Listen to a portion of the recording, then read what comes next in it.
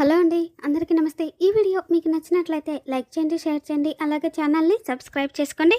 హాస్పిటల్‌లో కృష్ణప్రసాద్ కండిషన్ చాలా సీరియస్‌గా ఉంటుంది. కృష్ణప్రసాద్ బ్రతకడం కష్టమని డాక్టర్లు చేతులెత్తేయడంతో ఇక శారద అయితే ఎంతగానో బాధపడుతూ వెంటనే పరిష్కారం కోసం అని చెప్పేసి గుడికి వెళ్ళి దీక్షితులు గారిని కలుస్తుంది.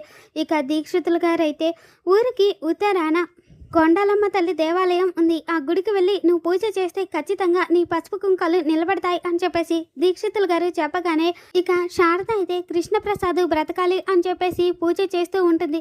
కళ్ళకి గంతలు కట్టుకొని మెట్లు ఎక్కుతూ నెత్తి మీద కుండను పెట్టుకొని మెట్ల పైన అలా నడుస్తూ వెళ్ళి అమ్మవారికి మొక్కు చెల్లించుకుంటూ ఉంటుంది. ఇక శారదతో పాటు పక్కనే భూమి అలానే మీరా ఇద్దరు కూడా ఉంటారు. అలా శారద కుండ ఎత్తుకొని మెట్లు ఎక్కుతూ ఉంటే ఇక ఎదురుగా ఒక పాము వస్తుంది. ఆ పామును చూసి పక్కనే ఉన్న భక్తులందరూ కూడా తాము మోస్తున్న కుండల్ని కూడా పక్కన పడేసి అక్కడ నుండి పారిపోతారు. కానీ శారద మాత్రం ఒక ఇంచు కూడా కదలకుండా అక్కడే నిలబడి ఉంటుంది.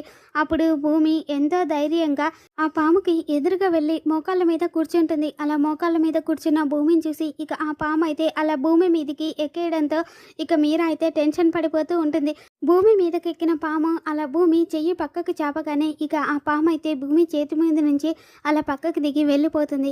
ఇక ఆ తర్వాత అయితే శారద అలా మెట్లెక్కి అమ్మవారికి పాలాభిషేకం చేస్తుంది. దాంతో హాస్పిటల్లో ఉన్న కృష్ణప్రసాద్కి మెలకు వస్తూ ఉంటుంది. మరి రేపటి ఎపిసోడ్లో ఏం జరుగుతుందో మళ్ళీ మన ఛానల్లో తెలుసుకుందాం. ఈ వీడియో మీకు నచ్చినట్లయితే లైక్ చేయండి, షేర్ చేయండి. Thanks for watching.